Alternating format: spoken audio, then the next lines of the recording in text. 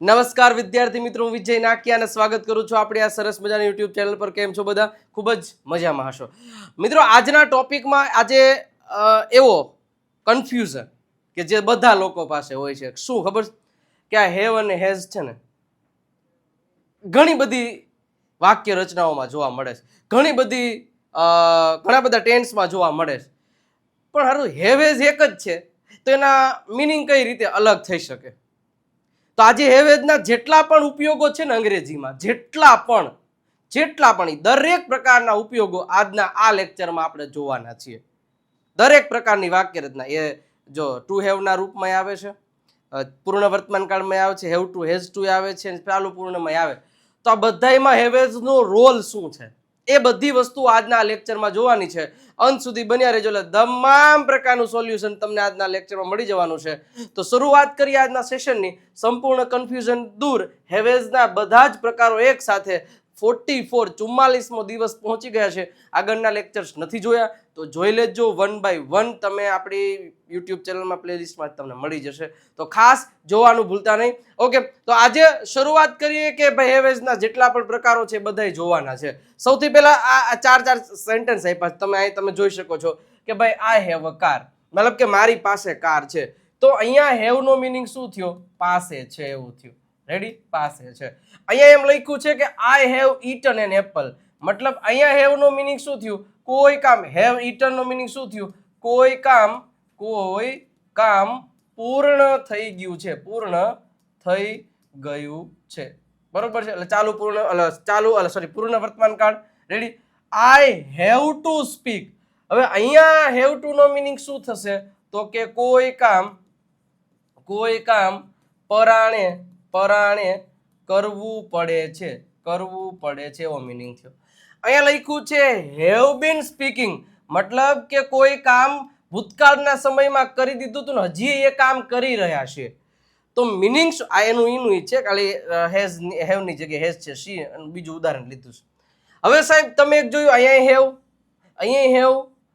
Have અને અહીંયા have, પણ તમે જુઓ તો મિનિંગ બદલી જાય. તો આવું કેમ સાહેબ? આનું જે હેવેસ છે ને એની બાજુમાં કયો વ્યક્તિ બેસે છે ને એના ઉપર ડિપેન્ડ છે.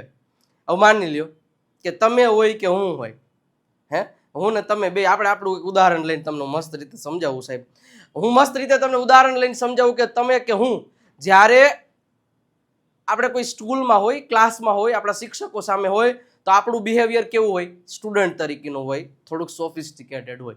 બરોબર? વિદ્યાર્થી અને સ્ટુડન્ટનો જે બોન્ડ હોય તમને ખબર જ છે કે એની સાથે સરખી રીતે રહેવાનું. બીજી એક વસ્તુ કે જ્યારે તમે સ્કૂલ ટીચર અને સાથે એના જ પ્રિન્સિપલ સાથે હોય તો તમારું બિહેવિયર વધારે પડતું ઓલું થઈ જાય, સોફિસ્ટિકેટેડ અને બહુ રિસ્પેક્ટફુલ થઈ જાય. ઇવન તમે તમારા પેરેન્ટ્સ સાથે હોય, મમ્મી પપ્પા સાથે, તો તમારો બોન્ડ એ રીતનો હોય. તમે હું બે છીએ એક જ વ્યક્તિ, પછી માની લો કે આપણે આપણા કોઈ અધિકારીઓ, આપણે કોઈ બોસ હોય કે આપણા કોઈ અધિકારીઓ હોય એમની સાથે હોય તો આપણું બિહેવિયર પ્રમાણે, અને આપણે આપણા મિત્રો સાથે હોય તો એને ખુલ્લમ ખુલ્લા, બરોબર ને, જળ બળાટી જ બોલતી હોય એવું બિહેવિયર હોય કે ન હોય. તો મતલબ હું એક જ વ્યક્તિ છું. હું મારા મિત્રો સાથે છું તો મારું પરિવર્તન, મારું બિહેવિયર છે એ પ્રમાણેનું હોય. હું મારા પેરેન્ટ્સ સાથે છું તો મારું પરિવર્તન એ પ્રમાણેનું હોય. હું મારા શિક્ષકો સાથે છું તો મારું પરિવર્તન એ રીતના હોય. તો સમજી ગયા? વ્યક્તિ હું એક જ છું પણ મારા અલગ અલગ રોલ છે. કોની સાથે હું છું ને એટલે મારો રોલ એ પ્રમાણેનો નીકળે. તો સાહેબ એ જ રીતે હેવ અને હેઝ છે તો એ છે એક જ વ્યક્તિ, પણ એની બાજુમાં કોણ છે એ પ્રમાણેનો રોલ આ ભજવશે. અને એ જ વસ્તુ આજે હું તમને એક્સપ્લેન કરવાનો છું કે આજ પછી હેવ અને હેઝ ક્યારે કેવી રીતે એનો મિનિંગ કાઢવો, કેવી રીતે તમારે હેવેઝની બાજુમાં શું ઉપયોગ કરવું, એ દરેક પ્રકારની માહિતી તમને આજના લેક્ચરમાં મળવાની છે. તો આજનો આ વિડીયો શરૂઆત કરીએ એની પહેલા સરસ મજાની રીતે વિડીયોને લાઈક કરી દો, કારણ કે આજે બહુ જ ઘણા બધા લોકોની કમેન્ટ હતી સાહેબ કે આઈ હેવ આવ્યું તો અહીંયા તો પાસે છે એવો મિનિંગ ન થાય, તો અહીંયા એમ ન થાય કે આઈ હેવ ઈટન એપલ તો આનો મિનિંગ તો એવું ન થાય કે મારી પાસે સફરજન ખાઈ લીધું છે ને આવું. આઈ હેવ ટુ સ્પીક ઇંગ્લિશ તો કે મારી પાસે ઇંગ્લિશ બોલવાનું છે. એટલે ઘણા બધા લોકોને આવું કન્ફ્યુઝન હોય. પણ હા, જે લોકોએ પહેલેથી જ આપણા વિડીયો જોયા છે બધા લોકોને એ બધાનું કન્ફ્યુઝનનું સોલ્યુશન એ તો મળી જ જાય છે, પણ તોય છતાંય ઘણું કન્ફ્યુઝન રહી જતું હતું. એ કન્ફ્યુઝન આજે આપણે દૂર કરી દેશું. બરોબર, લાઈક કરી દેજો, શેર કરી દેજો, સબસ્ક્રાઇબનું બટન હજી તમે નથી દબાવ્યું તો સબસ્ક્રાઇબનું બટન અવશ્ય દબાવી દેજો અને તમારા મિત્રો સુધી શેર કરવાનું ભૂલતા નહીં. દરેક લોકો એક વસ્તુ કરવાની છે, શું? કમેન્ટ સેક્શનમાં દરેક લોકોએ રેડ કલરનું હાર્ટનું સિમ્બોલ છે એ એક મૂકી દેવાનું છે. બસ આટલું કરી દેશો કે નહીં કરી દો? કરી દેશો ને તો કરી દો ફટાફટ, અને મને પણ આનંદ થાય. ઓકે, ચલો તો હવે આગળ વધીએ છીએ અને હવે શરૂઆત કરીએ છીએ. તો એની પહેલા આ સરસ મજાનું સ્ટ્રક્ચર સ્ક્રીનશોટ પાડવો હોય તો પાડી લ્યો. બરોબર છે, પછી કહેતા નહીં કે કીધું નહીં. જુઓ સાહેબ, અહીંયા જ્યારે ધ્યાન રાખજો કે હેવેઝનો મિનિંગ શું નીકળે. હમણાં હું પ્રેક્ટિસ અઢળક કરાવું છું એટલે તમને ખ્યાલ તો આવી જ જશે. જો અહીંયા હેવેઝ છે, હેવેઝની બાજુમાં સીધો ઓબ્જેક્ટ આવે ત્યારે આ વ્યક્તિ પાસે કંઈક હોય. મારી પાસે કાર છે તો સેન્ટેન્સ શું બનશે? I have a car. Ready? આ રીતે હમણાં જોયું જ આપણે. I have a car. અમારી પાસે કાર છે, વી હેવ અ કાર. તેઓ પાસે કાર છે તો ધે હેવ અ કાર. તેણી પાસે કાર છે તો શી હેઝ અ કાર. બીમારી, I have a fever, she has a fever, he has a fever, I have headache. આ રીતનું છે. I have two friends. મતલબ આમાં તમે જુઓ ને તો હેવેઝ છે એની બાજુમાં સીધું ઓબ્જેક્ટ. એ ક્યારે વાપરી શકો? જ્યારે આપણી પાસે કંઈક છે એવું બોલવા માટે, જ્યારે આપણને કોઈ બીમારી છે એવું બોલવા માટે આનો ઉપયોગ થાય. તો પહેલા તો આટલી ખબર પડવી જોઈએ. ઓકે, પૈડી. બીજો ઉપયોગ જો હમણાં પ્રેક્ટિસ ભૂકા કાઢી નાખીને એવી કરાવું ને એટલે બધું સોલ્યુશન થઈ જાય. પણ તમે એક લાઈક કરી દેજો. ઓકે, હવે અહીંયા જુઓ હેવેઝ છે, અહીંયા ઓબ્જેક્ટ હતું. હવે અહીંયા એની બાજુ શું છે? V3 છે. સબ્જેક્ટ તો બરોબર છે, હેવેઝ એ બરોબર, પણ એની બાજુનો જો મેં શું કીધું, આ એના મિત્ર સાથે હતો, આ એના પેરેન્ટ સાથે હતો, આ એના ઉપલા અધિકારી, મતલબ ગમે એ. હવે જ્યારે આની બાજુમાં હેવેઝની બાજુમાં V3 આવે ત્યારે સમજવાનું કે આ વ્યક્તિએ આ કામ કરી નાખ્યું છે એવું બોલવા માટે હેવેઝની બાજુમાં V3. V3 એટલે ક્રિયાપદનું ભૂતકૃદંતનું રૂપ. ઈટ હોય તો ઈટન થઈ જાય, ડ્રિંક હોય તો ડ્રંક થઈ જાય. ઓલા છે ને ક્રિયાપદના લિસ્ટ આપણે મૂક્યા છે આપણી એપ્લિકેશન પર, ફ્રીમાં એનું લિસ્ટ મળે છે. વિજય નાકિયા ગુરુ ઓફ ગુજ્જુ નામની એપ્લિકેશન ડાઉનલોડ કરી લ્યો ને તો ત્યાંથી તમને ફ્રી મટીરિયલમાં આપેલી છે, તો ત્યાંથી નહીં તમે મેળવી શકો છો. ઓકે, તો હવે ખાસ હેવેઝની બાજુમાં V3. રેડી? તો મતલબ મારે એમ કેવું છે કે હું રાજકોટ પહોંચી ગયો છું તો અહીંયા શું થશે? I have. હવે આઈ હેવ નો પછી આવશે રીચ. હવે ખાલી ઘણા બધા લોકો V1 મૂકી દે. આ ક્રિયાપદનું મૂળ રૂપ થયું. હવે એમાં તમે ઈડી લગાડી દો ને I have reached at Rajkot. At Rajkot મતલબ કે હું રાજકોટ પહોંચી ગયો છું. શું થાય છે? હું રાજકોટ પહોંચી ગયો છું. તો જો અહીંયા શું આવ્યું? અહીંયા હેવેઝની બાજુમાં ઓબ્જેક્ટ હતું, આ હેવેઝની બાજુમાં V3 આવ્યું. શું હજી એક વખત કહું છું કે હેવેઝની બાજુમાં પેલું હોય શું કે ભાઈ ઓબ્જેક્ટ, તો સમજી લેવાનું કે આ વ્યક્તિ પાસે આ વસ્તુ છે, કારણ કે ઓબ્જેક્ટ જ છે, ક્રિયાપદ તો આપ્યું નથી. Ready? I have a car, I have a book, I have a remote, I have આ. હવે જ્યારે હેવેઝની બાજુમાં ક્રિયાપદનું V3 મૂકો છો એટલે આ વ્યક્તિએ આ કામ કમ્પ્લીટ કરી નાખ્યું છે એવો મિનિંગ નીકળે. જ્યારે તમે કોઈની હારે વાત કરતા હોય, કોઈની હારે બોલતા હોય અંગ્રેજીમાં અને તમે કંઈક કામ કરી નાખ્યું છે તો એ તમારે આનાથી બોલવાનું થાય. એ ભાઈ મેં પાણી પી લીધું છે, હાલે એમ જ નથી. I have drunk water. સમજી ગયા? તો એ ધ્યાનમાં રાખવાનું છે. ઓકે, ચલો હવે ત્રીજો રૂપ એક જોયું. હવે જ્યારે હેવેઝની બાજુમાં ટુ હોય અને એની બાજુમાં ક્રિયાપદનું મૂળ રૂપ હોય ત્યારે આ વ્યક્તિને આ કામ પરાણે કરવું પડે છે. શું કરવું પડે છે? પરાણે કામ કરવું પડે છે. અમારે લખવું પડે છે, મારે તો વાંચવું પડે છે, મારે છાપવું વાંચવું પડે છે, મારે તો અંગ્રેજી બોલવું પડે છે સાહેબ.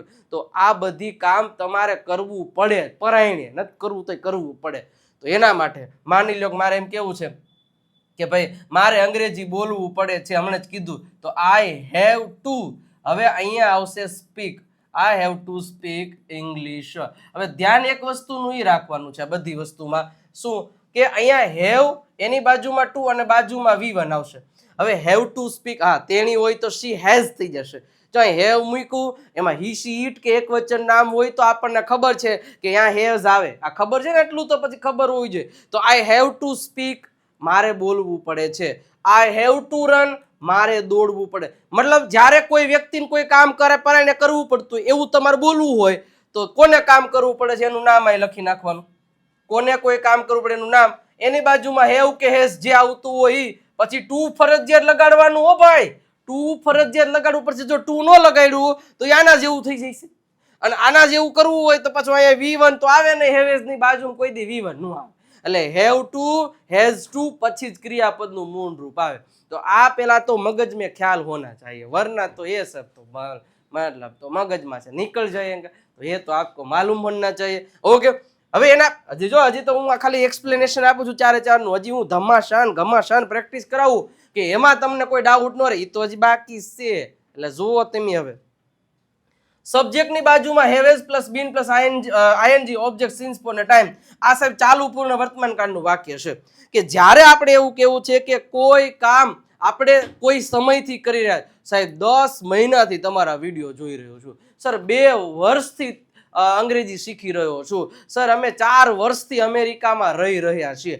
મતલબ તમે ભૂતકાળમાં કોઈ એક સમયથી ક્રિયા કરી રહ્યા છો એવું વાક્ય બનાવવા માટે હંમેશા માટે આનો ઉપયોગ કરવામાં આવે છે.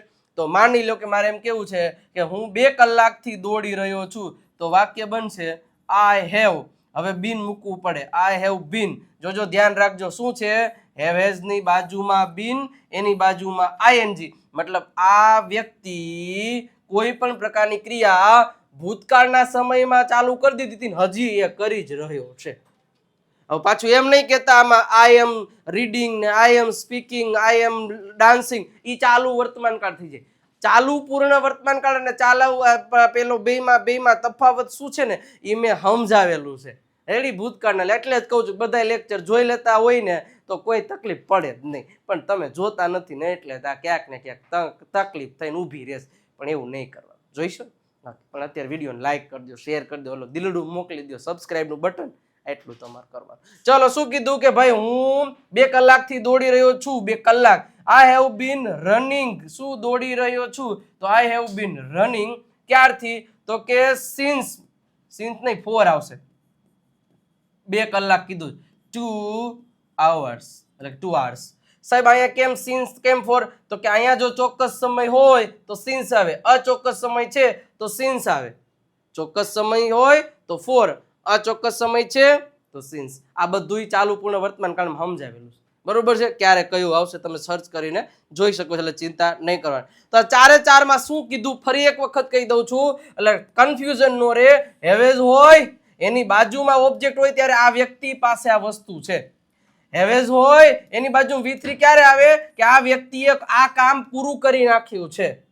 હેવેઝ હોય એની બાજુમાં 2 ને બાજુમાં V1 હોય, આ વ્યક્તિને આ કામ પરાયણે કરવું પડે છે. અને હેવેઝ હોય એની બાજુમાં બીન અને V1 નું આઈએનજી હોય, આ વ્યક્તિએ ભૂતકાળમાં કોઈ સમયમાં ક્રિયા ચાલુ કરી દીધી હતી અને હજી એ વર્તમાનમાં થઈ જ રહી છે, અત્યારે થઈ જ રહી છે, ત્યારે આ આવશે.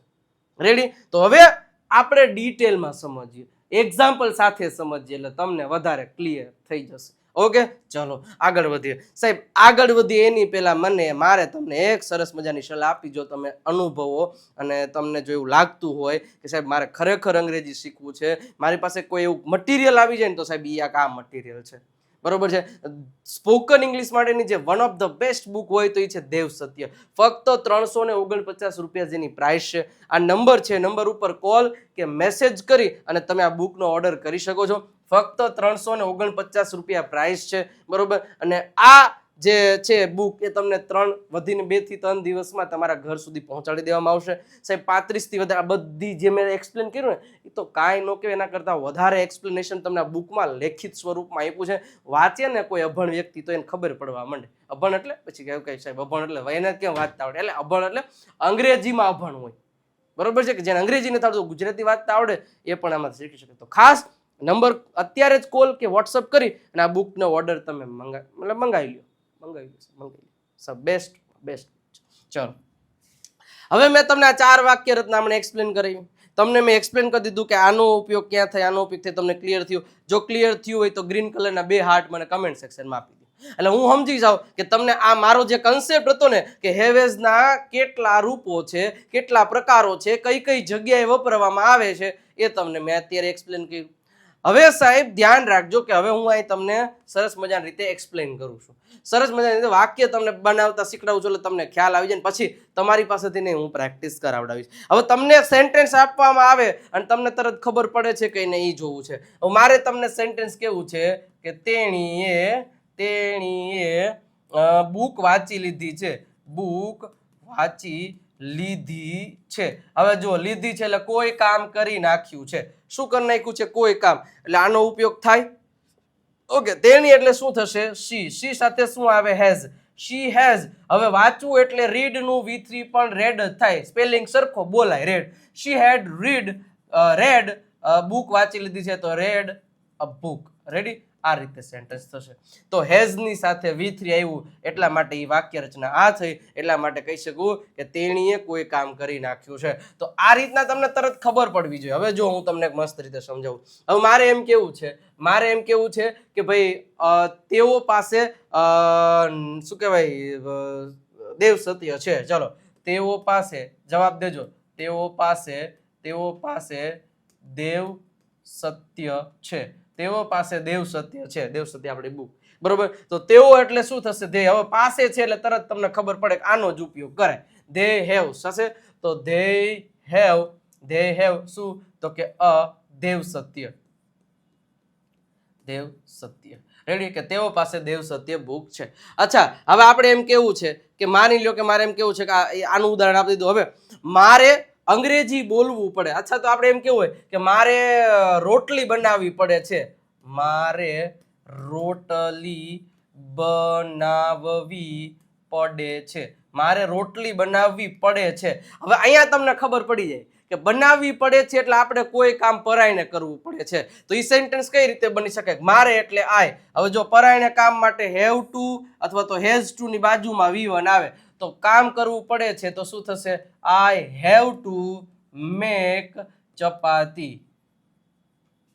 રેડી? મારે રોટલી બનાવવી પડે છે અને હું સવારથી તમારી રાહ જોઈ રહ્યો છું. હું એટલે આઈ થશે. જો કોઈ કામ ભૂતકાળમાં સમયથી શરૂઆત કરી હજી કરી રહ્યા છો તો શું થશે? I have been waiting for you સવારથી એટલે થશે since morning. Since the morning. Ready? આ રીતે સેન્ટેન્સ થશે. હવે સાહેબ પ્રેક્ટિસ કેમ કરાય ખબર? તમને ઝડપથી યાદ રાખવા માટે એક ક્રિયાપદ લઈ લેવાનું, એક વસ્તુ લઈ લેવાની કોઈ પણ. માની લો કે આપણે એમ કહ્યું મારી પાસે એક કૂતરો છે. I have a dog. પછી તો કે આપણે એમ કેવું છે કે મેં એક કૂતરો ખરીદી લીધો છે. તો I have bought a dog. Okay. પછી આપણે એમ કેવું છે કે ભાઈ મારે કૂતરો છે એ ખરીદવો પડે છે. તો I have to buy a dog. Ready? અને હું 2 કલાક શું કહેવાય, હું 10 વર્ષથી કૂતરા ખરીદી રહ્યો છું. આવું સેન્ટેન્સ બને નહીં પણ તો ઠીક છે. તો I have bin buying dogs from, અચ્છા તો 4 આવશે ને વર્ષોથી, તો 4 years મતલબ વર્ષોથી, 10 વર્ષથી, 5 વર્ષથી, તો 4 પછી મૂકી દેવાનું છે. ઓકે, હાલો બીજું સેન્ટેન્સ લઈએ. મસ્ત મજાનું સેન્ટેન્સ એકાદું લઈએ, આપણને સારું એવું યાદ આવી જાય. તો કે ઘડિયાળ. ઓકે, તેની પાસે ઘડિયાળ છે તો શી હેઝ અ વોચ. પછી તેણી એ ઘડિયાળ વેચી દીધી છે. તો શી હેઝ સોલ્ડ. બોલજો મારી સાથે, she has sold this watch. Okay, તેણીને ઘડિયાળ વેચવી પડે છે. તો she has to sell this watch. Okay, તેણી સવારથી શું કહેવાય ઘડિયાળ ખરીદી રહી છે. તો શી હેઝ બીન, ભલે અમુક વાક્ય છે આપણે બંધ બેસતા નથી પણ પ્રેક્ટિસ માટે બંધ બેહાડ દેવાના. રેડી? એટલે આપણને પ્રેક્ટિસ થવા માંડે કે આ કઈ રીતે સેન્ટેન્સ બને છે. બટ આ રીતે પ્રોપર વેમાં જો તમે પ્રેક્ટિસ પરફેક્ટલી કરેલી હોય ને, એટલે આ હેવેઝની બાજુમાં ઓબ્જેક્ટ, હેવેઝની બાજુમાં V3, હેવેઝની બાજુમાં ટુ, હેવેઝની બાજુમાં બીન, આ બધા ક્યારે ઉપયોગ કરો? સતત વાક્યમાં બોલતા રહેવાનું, પ્રેક્ટિસ કરતું રહેવાનું. પ્રેક્ટિસ કરશો ને તો જ આવડશે સાહેબ. કોઈ વસ્તુ હું અહીં એક્સપ્લેન કરી દઈશ તમને, મગજમાં બેસાડી દીધું, મગજમાં બેસી ગયું, પણ 2 દિવસ પછી પાછું યાદ ને ભૂલાઈ રહે. સાહેબ આ તો યાદ જ નથી રહેતું. સાહેબ આ તો પણ યાદ ક્યાંથી રહે? તમે અહીંયા હું કહું એ કરતા નથી, પ્રેક્ટિસ કરતા નથી, તો કઈ રીતે યાદ રહેશે? તો પ્રેક્ટિસ તો તમારે કરવી જ પડશે. રેડી? ઓકે સાહેબ, આગળ વધી. હજી હવે જે સરસ મજાના સેન્ટેન્સીસ હું હવે વાક્ય રચના વગર તમને સેન્ટેન્સીસ આપું તો એ તરત તમને ખબર પડવી જોઈએ, પણ એની પહેલા સાહેબ મારે તમને એક વાત કેવી છે કે જે આજે કોર્સીસ છે ને મારા સ્પોકન ઇંગ્લિશના, કે એ કોર્સીસ પરચેસ કરી લીધા હોય એટલે એને આ દરેક પ્રકારના ડાઉટ્સ વિધિન 6 મહિનામાં જ ક્લિયર થઈ જતા હોય છે. કારણ કે ત્યાં મારા આખો જો તમે અહીંયા લ્યો છો મહિનાનો પેકેજ, મતલબ મહિનાવાળું લ્યો છો તો મહિનાથી મહિનાનું આખું તમને શું કે પ્લાનિંગ આપવામાં આવે. આ પ્લાનિંગથી કામ કરવાનું આ વસ્તુ છે જેની પ્રાઇસ 999 છે.